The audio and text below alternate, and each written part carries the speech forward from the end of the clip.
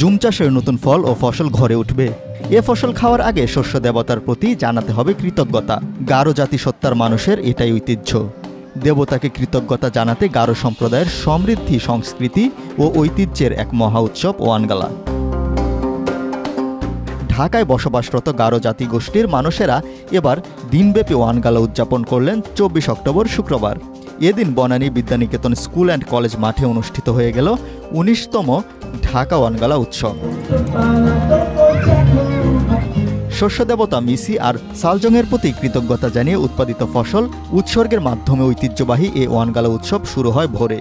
নিজেদের ঐতিহ্যবাহী পোশাক পরে উৎসবে যোগ দিয়েছেন গারো নারী পুরুষের কারো কারো মাথায় খুতুপে নামের নানা কারুকাজ করা পাগড়ি। কেউ কেউ আবার খুতুপে গুজেছেন মোরগের পালক দিয়ে তৈরি দমি নামের বিশেষ অলঙ্কার। পরনে গারোদের ঐতিহ্যবাহী দগশাড়ির মতো নানা রঙের পোশাক, কোমরে রিকমাচু অর্থাৎ বিছা। আমাদের শস্য দেবতা মিসি সালজং, তাকে আমরা প্রথম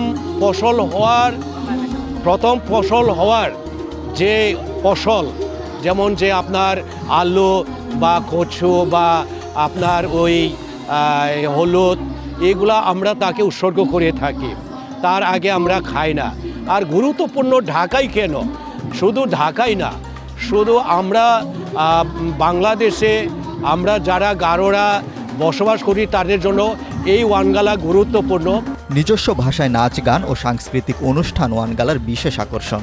ওয়ানগালাকে কেন্দ্র করে শহরে কর্মব্যস্ততার ফাঁকে দিনভর গারোদের আনন্দে মেতে উঠতে দেখা গেছে। বিদ্যালয়ের মাঠে গড়ে ওঠা অস্থায়ী দোকানগুলোতে ঘুরে ঘুরে স্বাদ নেন নিজেদের ঐতিহ্যবাহী নানা পদের পিঠাসহ অন্য খাবারের। কেউ কেউ বাসায় খাওয়ার জন্য কিনে নেন জুমের সবজি, শামুক ও কুচিয়াসহ ইত্যাদি। এছাড়াও এখানে রয়েছে নানা ঐতিহ্যবাহী গয়না ও পোশাকের দোকান। যারা ঢাকায় আছে তারা প্রত্যেক বছরই এই ওয়ানগালা উৎসব আমরা পালন করে থাকি। আমাদের যে নেক্সট জেনারেশন, ছোট ছোট বাচ্চারা, ওরা হচ্ছে আমাদের এই ওয়ানগালা থেকে আমাদের কালচার, আমাদের সংস্কৃতি, আগের যে আমাদের মানে আম্বিয়াচ্ছু মানে নানা নানি ওরা যে পালন করতো এই উৎসবগুলো, তারা হচ্ছে এখান থেকে শিক্ষা নিচ্ছে আর কি। আমাদের একটি উৎসব ওয়ানগালা, আমাদের গারোদের উৎসব আছে। আমাদের এখানে নাচ, গান আর হচ্ছে কিছু কালচারাল ইভেন্ট, গল্প বলা, এরকম অনুষ্ঠান হবে।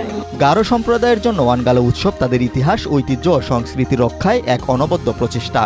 ঢাকায় বসবাসরত গারো সম্প্রদায়ের মানুষরা এই একটি দিনেই নাচে গানে সকাল থেকে রাত পর্যন্ত মেতে ওঠেন।